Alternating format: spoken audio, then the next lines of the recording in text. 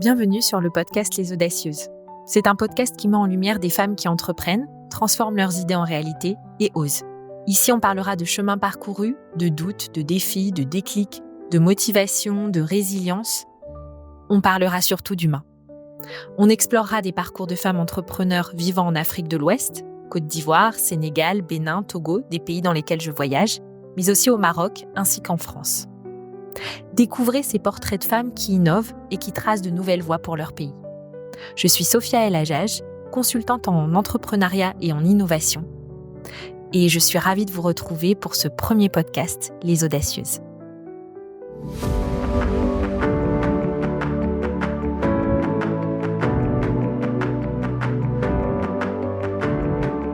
Merci Maï d'avoir accepté de répondre à mes questions pour le podcast Les Audacieuses. Alors si j'ai souhaité te recevoir aujourd'hui, c'est parce que j'ai suivi un de tes programmes que j'ai beaucoup apprécié, qui s'appelle Cœur aligné, succès dessiné. Et donc j'ai voulu en savoir plus sur toi Maï, alumni HEC, tu vas nous expliquer un petit peu ton parcours, DRH dans des grands groupes, DG, et puis tu te retrouves à faire du coaching maintenant, à lancer des programmes. Et même, ton appellation, c'est guide spirituel. Donc, je voudrais en savoir davantage et que tu puisses nous expliquer ton parcours. Donc, merci encore d'avoir accepté d'être interviewée. Merci à toi, Sophia. C'est vraiment un plaisir et un honneur d'inverser les rôles. C'est vrai. Alors oui, d'habitude, c'est plutôt toi qui poses les questions. C'est ça. Ma première question, c'est d'abord, est-ce que tu peux te présenter et tu peux insister sur le déclic? Qu'est-ce qui t'a permis de reprendre les rênes de ta vie à un moment donné où tout semblait s'assombrir? D'accord, parfait. Alors donc Maï, effectivement, Hervé Dupénoit, le titre exact, c'est Spiritual Business Guide et j'y tiens. En fait, comment j'ai repris les rênes? Tout simplement, c'est un jour où on a un déclic parce que notre vie ne nous convient plus, tout simplement. Effectivement, comme tu l'as très justement dit, j'ai un peu coché toutes les cases d'une vie parfaite. J'ai fait ce qu'on appelle des belles études. J'ai vite gravi les échelons dans le monde corporate avec différentes fonctions à responsabilité, avec plusieurs pays effectivement à gérer. Et à un moment donné, on avance, on accumule les titres, on accumule entre guillemets les trophées, on met pas mal de zéros sur les comptes bancaires aussi. Et pourtant, il y a un vide, il y a une espèce de vide qui se crée au fur et à mesure, on s'oublie. Et puis, la vie sait nous rappeler à l'ordre et nous met sur le chemin parfois des gros cailloux qui nous font trébucher et qui nous rappellent que peut-être on n'est pas sur le bon chemin. Et donc effectivement, comment j'ai repris les rênes? En fait, c'est surtout comment la vie m'a imposé de reprendre les rênes. J'ai fait un burn-out en 2018 suite à un échec professionnel assez cuisant. Et c'était bien. C'était bien finalement, sauf que j'ai totalement nié ce burn-out. J'ai continué à mettre la tête dans le guidon et à travailler parce que je savais faire que ça finalement. Et donc, j'ai créé ma boîte dans la tech avec 2 autres associés très patients.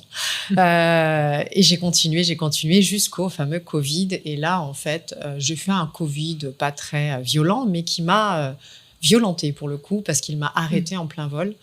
Je pouvais absolument plus rien faire alors que j'étais à 150 à l'heure. Et là, je me suis posé la question, mais est-ce que c'est ça que je veux comme vie, en fait? Est-ce qu'il n'y a pas quelque chose que j'ai loupé quelque part? Et comme j'avais toujours été quand même très, très proche, j'ai toujours eu cette double casquette. Je suis artiste aussi dans une autre vie. Ceux qui ont lu mon histoire savent que à 18 ans, j'ai hésité entre Dauphine et les Beaux-Arts. Et j'aurais dit à ma mère, moi je me rappelle pas, mais c'est ce qu'elle m'a dit. Elle m'a dit que je leur avais dit, j'avais dit, écoute, papa et toi, vous pouvez pas m'acheter une galerie d'art, donc je vais faire les études qu'il faut pour m'acheter ma propre galerie d'art. Bon, j'ai toujours pas ma galerie d'art, hein. Mais bon, j'ai fait ce qu'il fallait faire. Et donc j'ai toujours eu cette espèce d'ambivalence artistique et business, nature et économie. Et donc j'étais tout le temps un peu entre les deux. Et donc, en fait, grosso modo, naturellement, j'ai ressenti le besoin de davantage me reconnecter avec tout ce qui était ma profonde nature, qui était beaucoup plus d'accompagner les gens. Et dans une petite discussion, une petite dispute, on va dire, avec un de mes associés, où je lui ai dit, effectivement, pendant ce Covid, que je voulais plus continuer comme ça, cette vie, et je voulais plus être dans le corporate, la tech, le business, enfin tous ces endroits très très cossus. Il m'a dit OK, mais bon, tu vas faire quoi? J'ai dit j'en sais rien. J'en ai marre d'être méchante. J'en ai marre de jouer les méchantes. Je veux juste être gentille et aider les gens. Et ça l'a fait beaucoup rire parce qu'il m'a dit c'est sûr que tu vas gagner des millions comme ça. Donc ça a été un peu un défi aussi pour moi pour lui dire mais si, tu verras. Et donc j'ai fait ce virage comme ça. À ce moment-là, j'ai reconnecté, j'ai fait naturopathie, j'ai commencé à faire du coaching. Enfin voilà, je me suis formée, je me suis coachée, j'ai repris les rênes de ma vie, j'ai tout changé. Progressivement, pas du jour au lendemain. Parce que souvent, ce qu'on voit dans les réseaux, c'est un clin d'œil et on change sa vie. Non, ça fonctionne pas comme ça. En plus, quand on est chef de famille et qu'on a des enfants, on claque pas la porte et on se dit pas, allez, je me mets dans un appart et je bouffe des pizzas tous les jours. Non, c'est pas possible. C'est vraiment un vrai chemin. C'est une transition et qui a sa raison d'être en fait, parce que cette transition, elle te permet aussi de maturer, d'expérimenter, de découvrir des nouvelles facettes de toi aussi que tu avais oubliées. Et puis de rencontrer des gens incroyables. Et de se faire coacher aussi. Voilà. Merci beaucoup pour ta transparence et ton authenticité. Parce que c'est pas toujours évident aussi de tout partager, en tout cas. On a plusieurs points communs. Ouais. Dauphine, c'est vrai. L'art. C'est vrai. Du coup, moi, ce que je voudrais savoir, c'est comment est né ce programme qui, moi, m'a attirée, puisque du coup, j'ai suivi un de tes programmes Cœur aligné, succès dessiné, qui n'existe plus, je crois, à l'heure actuelle, ou qui est en sommeil. Qui est en sommeil, ouais. Est-ce que tu peux nous en parler? Comment il est né et comment toi, tu pivotes? Comment tu le transformes? Alors, Cœur aligné, succès dessiné, le titre veut tout dire, en fait. Il est né, c'est mon histoire. C'est-à-dire que pendant toute ma carrière, je vivais, comme beaucoup de femmes, cette dualité, cette contradiction qu'on essaye de nous imposer, de dire il y a la vie pro et il y a la vie personnelle. Et puis, on peut pas mélanger les choses. Et moi, j'y crois pas du tout à ça. Je pense pas que tu peux scinder ta vie professionnelle, ta vie privée. En tout cas, je suis pas alignée avec cette idée-là. Je pars du principe que, excusez-moi du peu, mais si tu t'es engueulé avec ton mari le matin, t'arrives pas happy au boulot. Et si t'as eu une journée catastrophique, t'arrives pas à la maison avec le sourire jusqu'aux oreilles, avec tes enfants. Ah, comment allez-vous? Non, c'est pas vrai. C'est pas vrai. On est un. Donc, j'ai toujours eu cette sensation que cette histoire de il faut pas amener les émotions au boulot et tout, c'était à côté de la plaque. Et en fait, quand j'ai créé Cœur aligné, succès dessiné, je voulais pas choisir entre l'excellence académique, business, innovation. J'adore l'innovation, j'adore casser les business models, j'adore sortir des sentiers. Et donc, je voulais pas choisir entre ce côté-là très très orienté, peut-être tech, peut-être marketing, RH, capital humain, et le côté épanouissement personnel. Je pars du principe que les deux peuvent se fusionner et surtout, à partir du moment où tu es aligné, où tu es toi-même, où tu es épanoui à l'intérieur de toi, tu ne peux qu'exceller. Et c'est comme ça qu'est né Cœur aligné, succès dessiné. J'ai vraiment créé ce programme à l'image du chemin que j'ai moi-même vécu. C'est-à-dire comment reprendre les rênes de ta vie. Déjà, c'est de se recentrer, c'est de se retrouver avec soi-même, c'est se redonner de l'énergie, c'est remettre une hygiène de vie, c'est trouver ce qui te fait vibrer. Parce que si tu vibres pas, tu pourras jamais performer dans ta vie professionnelle. Ou tu performeras bien, mais tu n'excelleras pas. Donc, ce programme, il est né comme ça. Et puis, quand tu as la chance d'avoir reçu des super formations, parlons franchement, avant HEC, c'était une super aventure. Et j'ai adoré, j'ai kiffé. Et donc, je me suis dit, mais non, mais en fait, je veux que mes clientes, elles connaissent, elles goûtent ce truc-là. Et je veux pouvoir fusionner ces deux choses-là. Donc, je me suis amusée à créer un programme qui est un espèce de reset énergétique où tu remets la personne au centre et que tu vas utiliser tout ce qui est physique quantique, neurosciences, sagesse ancestrale, énergie, parce que l'énergie, c'est ce qui me drive tous les jours. Et tu vas embarquer, en fait, tout ça après pour pouvoir aller le traduire dans tes ambitions professionnelles. Et là, ça fait sens.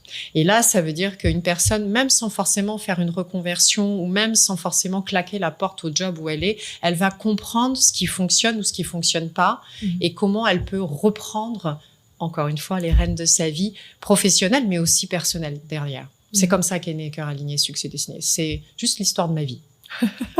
Merci. Et de beaucoup de personnes. Merci beaucoup. Et du coup, moi, je voudrais juste comprendre quelle est la place du territoire, le pays dans lequel tu Ah vis oui, très juste. Ouais. par rapport à ce programme-là. Et puis, qui sont tes clients? Parce au démarrage, c'était des clientes. Donc, ces femmes qui ont un besoin. Bon, toi, probablement par rapport à ton histoire, c'était peut-être aussi plus évident pour toi. Mais qui s'est transformé, puisque maintenant, tu accompagnes aussi des hommes. Oui. En fait, tu peux nous en parler un petit peu, le territoire et puis... Alors oui, le territoire, cibles, ça fait bientôt 21 ans que je suis en Côte d'Ivoire. Donc, j'ai débarqué en 2004, année particulière. Et ben, j'y suis pas partie, en fait. Donc, en fait, l'Afrique francophone, pour moi, c'est une évidence. Je pars du principe que l'Afrique, on l'aime ou on la déteste. C'est rarement entre les deux. Et moi, j'ai choisi de l'aimer. Ou elle a choisi de m'aimer, les deux à la fois. En tout cas, ça fonctionne bien. Et donc, du coup... pour moi, c'était une évidence de faire ce programme, certes en ligne, parce que je suis très attachée à ma liberté et je vois absolument pas l'intérêt de passer du temps dans les embouteillages. Et je pars du principe qu'on peut très bien créer une vraie proximité, une vraie vibration, même en virtuel, même si c'est génial de se rencontrer comme maintenant.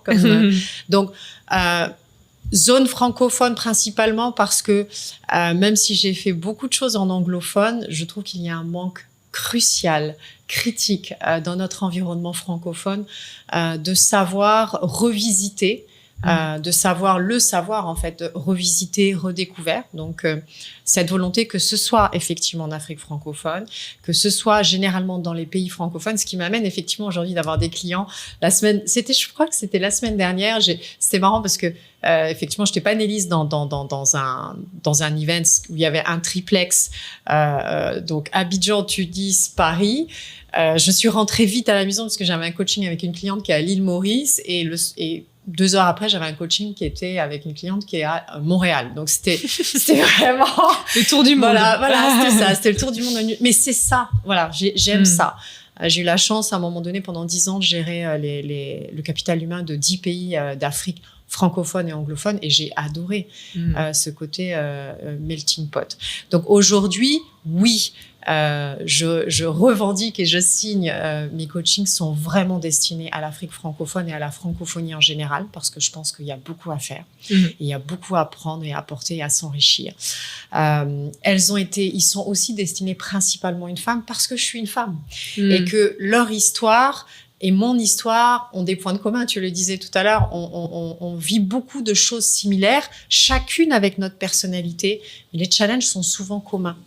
Donc, ce besoin de sororité et de s'entraider et de montrer que finalement, on peut avancer dans la lumière tout en se respectant soi-même, tout en étant dans l'être, c'est possible. Après, j'ai toujours travaillé qu'avec des hommes. Donc, c'est assez paradoxal. Je veux dire, j'ai été la seule femme au comité de direction pendant des années dans une de mes principales fonctions. Mon premier boss était un chasseur de tête, voilà. Donc, que tu cites souvent d'ailleurs. Oui, parce qu'il m'a beaucoup marqué. il a su, sortir certaines pépites de moi, effectivement. Et je lui enverrai ce podcast, il sera content. Donc, du coup, oui, j'ai toujours travaillé avec les hommes et c'était très facile. C'était très confortable de travailler pour moi avec les hommes, paradoxalement. Je peux pas dire que j'ai vraiment souffert de toutes les railleries qu'on peut voir sur les femmes. Bien sûr, il y avait des blagues grasses, mais quand on a... j'ai eu la chance d'avoir une grand-mère exceptionnelle et une maman aussi exceptionnelle qui m'ont donné des petits trucs pour pouvoir m'imposer. Gentiment. Donc voilà. Mais les hommes, oui, c'est une évidence. Et je suis pas trop dans une mouvance féministe. C'est-à-dire que oui, les femmes, oui, la sororité, mais je suis surtout pour l'équilibre. Je pars du principe que les femmes ont des challenges incroyables et je suis la première à en témoigner. Les hommes aussi. Et c'est pas l'un contre l'autre, c'est vraiment ensemble qu'on peut avancer et en s'entraînant ensemble et en respectant nos différences, c'est là où est toute la beauté de l'accompagnement et du coaching. Et je suis vraiment impressionnée par les quelques hommes que j'accompagne parce que ils montrent une sensibilité, une volonté et une douceur cachée qui est finalement très attachante. Et ils avancent vite. Et je pense que ces hommes-là, en tout cas, qui se font accompagner, ils vont surprendre. Voilà. Alors, j'ai une question. Il y a quelque chose qui m'interpelle dans ce que tu dis. Est-ce que tu penses que si tu avais été Maï dans une autre génération, allez, on va dire 20 ans de moins, la jeune Z, est-ce que tu penses que tu aurais eu ce parcours-là? Et du coup, est-ce que tu penses que ça t'aurait influencé est-ce que tu penses pas, alors je vais jusqu'au bout de mon idée, hein, est-ce que tu penses pas que pour ta génération, c'était ce chemin-là qui était finalement étiqueté, tout tracé? Est-ce que tu penses que si tu revenais 20 ans en arrière, t'aurais probablement un autre chemin? Oui, je pense. Alors, après, bon, on réécrit pas l'histoire, peut-être dans une autre vie parallèle, hein, parce que je crois au multivers, donc voilà. Mais peut-être dans une autre vie parallèle. Et si oui, je pense que ma vie aurait été différente, parce que je constate, ce que tu dis est très juste, c'est-à-dire qu'on est une génération qui avons été, je pense, au maximum de ce qu'on pouvait faire pour suivre les codes. On a été super codifiés absolument dans tout, et on nous disait, bah voilà, pour être heureux, il faut suivre ces codes-là, il faut checker la checklist, etc. Il faut ci, il faut ça, et on a joué le jeu. We did it, actually. Et sauf que on a perdu complètement pied avec des choses authentiques, à mon avis. C'est mon avis, ça n'engage que moi. Et on s'est perdu en cours de route. Cette Gen Z qui arrive, ce que j'adore, et j'ai 2 filles, hein, dont une qui a bientôt 19 ans. Alors, c'est pas encore la Gen Z, celle qui suit derrière, mais je les trouve assez incroyables. Et j'ai des clientes parmi la Gen Z, je ne pensais pas en avoir. Et c'est ça que je trouve extraordinaire, c'est que c'est une génération qui attend pas le bonheur, qui va le chercher et qui refuse qu'on lui dicte des codes pour être heureux. Alors évidemment, il y a des excès dans tout, mais elle essaye, elle tente, elle expérimente, et ça, je trouve ça passionnant. Et je pense que c'est une génération qui va changer beaucoup de choses dans ce monde. Donc j'y crois beaucoup. Est-ce qu'il y a une question d'argent aussi? Ah bah évidemment. L'argent, c'est très important. La problématique de l'argent, en fait, si tu veux, moi j'ai grandi avec le tabou de l'argent, mais il faut avoir de l'argent. Donc c'était ce paradoxe qu'on a. Il faut pas parler de l'argent parce que c'est tabou, mais si t'en as un max, c'est vachement bien. Ok, donc on fait comment en fait? C'est très complexe. Ouais, non, voilà. Alors moi, avec le noir roulette que j'ai, t'imagines, l'argent c'est impératif. Bon, pour restaurer 1 ou 2 châteaux qu'on n'a plus d'ailleurs, mais c'est aussi très tabou. Donc c'est complexe. Et puis bon, moi j'ai eu une éducation plutôt d'orientation très stricte, on va dire d'inspiration militaire un peu. Donc il fallait réussir, c'était pas discutable. L'argent, c'était une conséquence. Et oui, il y a un enjeu d'argent, et je trouve qu'aujourd'hui, alors je vais pas prendre la casquette bobo écolo 68 arts attardé entre guillemets qui dit ouais c'est bon, je vais m'acheter une montagne au Guatemala et tout va bien se passer. Non, on a besoin d'argent, on va pas se mentir, ok. Après, est-ce que c'est ça qui rend heureux? Est-ce que c'est la finalité en soi? J'y crois plus en tout cas. J'y ai cru à un moment donné, même si j'avais quand même ma part d'art à l'intérieur. D'ailleurs, j'ai pas fait les beaux-arts à cause de ça. J'ai fait économie à Dauphine parce que j'avais pas envie de ressembler à tous ces artistes. J'habitais à Montmartre. Donc, j'avais pas envie de ressembler à tous ces artistes, mais excellentissimes. Je voyais même pas où je pouvais me positionner par rapport à ça, tellement ils étaient bons. Et franchement, on va parler clairement, ils crevaient la faim, quoi. Donc, c'était pas logique dans ma tête. Donc, j'ai dit, bon, je vais faire économie, on va assurer ses arrières. Donc, oui, il y a une question d'argent. Et oui, on en a besoin. Par contre, dire que faire en sorte aujourd'hui que l'argent, finalement, décide de toute notre vie, parce qu'on en est arrivé à ce stade-là aujourd'hui, décide de notre équilibre mental, de notre santé, de notre bonheur, ça fait flipper et c'est inquiétant. Et je pense que j'ai fait pas mal de posts sur ça sur LinkedIn, et moi, mes filles, elles ont eu une vie dorées à un moment donné, elles étaient là. J'ai une image encore de ma fille à 5 ans, business, qui ressemblait à un Teletubbies avec un casque comme ça, on la voyait même pas dans le siège, quoi. C'était complètement absurde. Et ben aujourd'hui, elle voyage en éco et elle trouve ça moins top, mais elle veut absolument pas retourner en arrière parce que elle me dit tout le temps, mais maman, on est avec toi, quoi. On est tellement heureuse de te voir comme ça, et elles sont fières, et en plus c'est un modèle que tu leur donnes. Donc faire du chiffre, faire du cash, oui. J'invite d'ailleurs les gens qui nous écoutent à s'abonner à ta newsletter parce que tu as cette force quand même, je dois dire, d'utiliser des bons mots. Alors je pense que tu mets beaucoup de temps à écrire sûrement tes newsletters et à choisir les mots parce que la parole est impeccable. La parole est impeccable. Les accords Toltec font partie de ma base. Au sens pas de péché. Exactement, Donc, impeccable. C'est vrai que ça, c'est vraiment très intéressant et il me semble que tu l'avais repris dans une des newsletters ou en tout cas dans un des posts, effectivement. Et ça, c'est très intéressant. Le poids des mots est essentiel, ouais. Et justement, alors tu parles des accords Toltec. Ouais. Comment on fait le pont entre business et spiritualité ?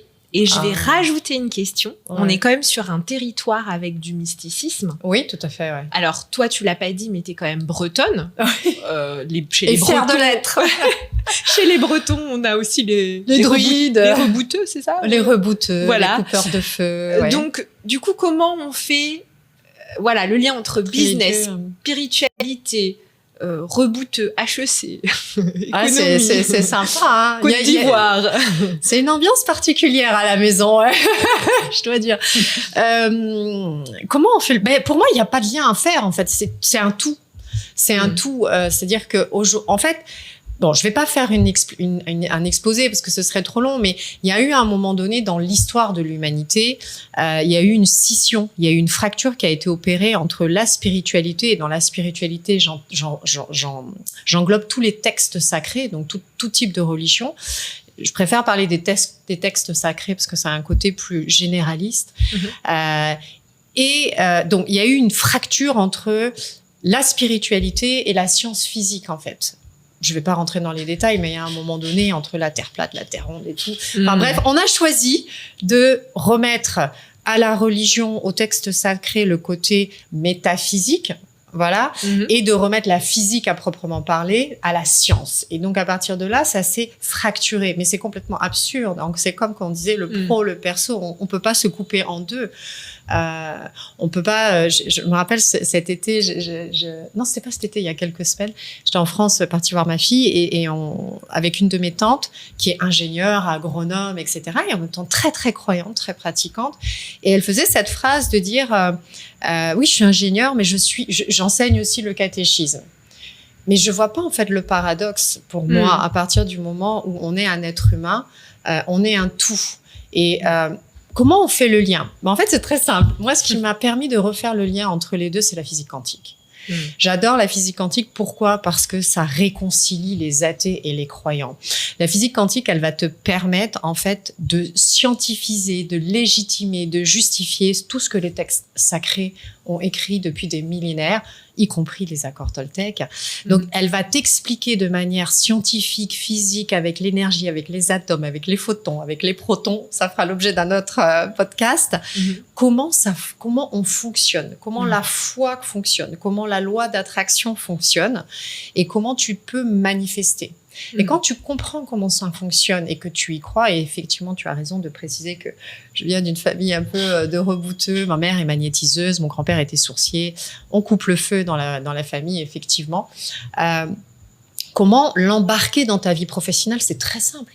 C'est simplement d'accepter de se reconnecter à ce que j'appelle son étincelle divine, donc ton âme, qui fait partie de tous les textes sacrés, d'accord, et de comprendre que cette âme, elle vibre, elle émet une vibration, exactement comme ce podcast émet des ondes, d'accord, et que si ces ondes, et là, celui qui est l'ingénieur du son qui est en train de s'occuper de nous, il sait très bien que si les ondes sont mauvaises, si la bande fréquence, elle est mauvaise, il y a personne qui va nous écouter parce que ce sera inaudible. Ben, c'est exactement pareil pour toi. Si la fréquence que tu émets, l'onde que tu émets, elle est incohérente, on t'écoutera pas, on ne te croira pas, tu feras fake. C'est l'ancrage. Et ça passe déjà par l'ancrage. Il faut déjà être bien ancré. Il faut vraiment déjà se retrouver, être bien ancré, savoir qui l'on est, pour pouvoir aligner le fameux workshop des 3C, le corps, le cœur et le cerveau. D'accord ? Si par exemple, tu as une personne qui dit, je vais faire exprès d'utiliser ce mot-là, et qui dit « Ouais, en fait, je t'aime ». C'est pas crédible. On est d'accord, ça sonne faux. Je dis, non, mais Sophia, je t'adore. Ça fonctionne mieux, là. Surtout quand tu me regardes comme ça. Voilà, ça fonctionne mieux. Il faut être, parce que je le pense, en fait. Ouais. Voilà. Alors, c'est ça, en fait, rejoindre, créer ce lien entre la spiritualité et le business. Il y a pas de pont, il y a pas de lien, il y a juste être, exister. et accepter que l'on est une personne unique et savoir comment aller l'exprimer dans ton environnement professionnel. Et c'est là où le coaching a son sens. Parce que souvent, on copie des modèles, mais on est tous uniques. Donc, ça ne peut pas marcher comme ça. Merci Maï. Alors, je vais finir sur 2 questions. D'abord, est-ce que tu as des noms de personnes inspirantes, justement, qui ont cet ancrage, qui t'inspirent? Alors, ça peut être des personnes, des personnalités connues, ouais. publiques, comme des personnes de ton entourage. Est-ce que tu peux nous en citer? Et puis ensuite, je ferai la conclusion avec toi. Alors moi, oui, j'en ai potentiellement 2 actuellement qui me plaisent, qui m'ont inspirée dans ce chemin-là, qui sont des personnalités publiques. Et dans l'absolu, je suis pas très personnage public parce que j'ai tellement soif d'apprendre tout le temps. Je suis tout le temps en train d'apprendre, me former, tout, que en fait, je passe d'une inspiration à une autre. Mais c'est vrai que j'ai été très très inspirée par le parcours de Joe Dispenza, qui est pas une femme, mais que je trouve extraordinaire. Il est revenu de l'enfer entre guillemets parce qu'il a eu un très très grave accident dans les années 80 et ici il a décidé lui-même que non, il serait pas paraplégique. Donc c'était quand même assez exceptionnel. Et par la force de l'énergie et donc de l'orientation de sa pensée, il a décidé de marcher, il s'est mis à marcher et il a créé tout ce business model qui est juste hallucinant autour d'une cause qui m'anime, qui est finalement que chacun puisse vivre sa vie pleinement et de manière alignée et surtout dans l'amour. Et ça, pour moi, et dans la paix. Et donc ça, pour moi, c'est essentiel. Mel Robbins, pour son côté complètement fucké, j'adore. Il y a un effet miroir, je pense, le côté hyperactif. Bon, elle est blonde comme moi, où elle est à la fois élégante et grossière. Et bon, toi, tu me connais, tu sais que derrière le côté très élégant, des fois, je peux avoir un langage de charretier. Donc, elle a ce côté complètement authentique. Voilà. Et j'aime ce côté-là. Elle a un franc-parler. Donc, sur les personnalités, c'est 2 personnalités vers lesquelles j'aime beaucoup, qui sont moins perchées que tu pouvais t'y attendre, peut-être. Et puis, sinon, ma grand-mère, parce que elle est née, elle, pour le coup, à la mauvaise génération. Elle aurait dû vivre maintenant. Elle aurait été encore plus grande qu'elle n'a été. Si tu avais la possibilité, Maï, de t'adresser à la Maï qui a lancé sa structure après le Covid, qu'est-ce que tu lui dirais et quel conseil t'aimerais lui donner? Je lui dirais tranquillo, tout est à sa place. Tout est à sa place. Moi, je suis bélier déjà, je suis bretonne, donc je suis très têtue. Les gens qui ont travaillé avec moi le savent. Et j'aime aller très vite, très très vite. Or, chaque chose a sa raison d'être. Et chaque situation est une expérience. Et au début, j'avais beaucoup de mal à comprendre ça. Et maintenant, tu vois, tout à l'heure, on a démarré en retard. La Maï, il y a quelques années, ça aurait été un lion en cage, quoi. Mais là, en fait, je me suis dit, bon, ok, c'est cool. Alors, qu'est-ce que je vais faire en attendant? Donc, tout est à sa place. Je lui dirais, écoute, tu vas vivre les véritables montagnes russes. Aussi bien des ups incroyables avec des moments de partage hallucinants. J'ai des moments vraiment d'émotion avec tous mes clients et toutes mes clientes qui sont uniques au monde. Et ça, franchement, je les remercierai jamais assez pour leur sincérité et leur authenticité parce que moi, ça me nourrit profondément, ça me donne envie de me dépasser. Donc, il y a des ups incroyables. Mais parfois, il y a des gros downs. Et donc ça, tu vas vivre des montagnes russes. C'est inévitable, mais c'est OK. C'est OK, tout est à sa place et chaque chose est une expérience. Et derrière chaque down et derrière chaque up, il y a une leçon, il y a une expérience. Et c'est très, très vrai. En fait, il faut le vivre pour le comprendre. Et ça change tout, ça a un côté très libérateur. Donc, tranquillo et tout est à sa place. C'est ce que merci infiniment, Maï. Je t'annonce qu'on a tenu à peu près 30 minutes pile poil. Pour une bavarde, c'est balèze quand même. Assez exceptionnel. Et pour avoir commencé en retard, bon, ça, c'est pas bon pour moi parce que tous ceux qui me connaissent savent que je suis en retard, donc c'est pas bon pour moi du tout. J'y avais pas cru, j'avais cru que j'arriverais à l'heure. Mais en tout cas, non, merci Merci infiniment. Où est-ce qu'on peut te retrouver si on veut en savoir plus, si on est intéressé par... Très par le fait de facilement te suivre. via LinkedIn. Je pense que je suis assez facilement trouvable sur mon site web. Et puis My Energy. Ouais, My Energy 07. Le 07 a sa raison d'être aussi. Ça fera l'histoire d'un autre sujet. Tout simplement. Et puis après, sur mon site web, il y a mon mail, il y a mon téléphone. Je respecte On pas peut te trop trouver. la protection des données là. RGPD. Je suis un peu à l'ouest. Pardon. Bon, en tout cas, merci beaucoup. Merci à toi. Yes. On le fait bien. Hein. Ouais.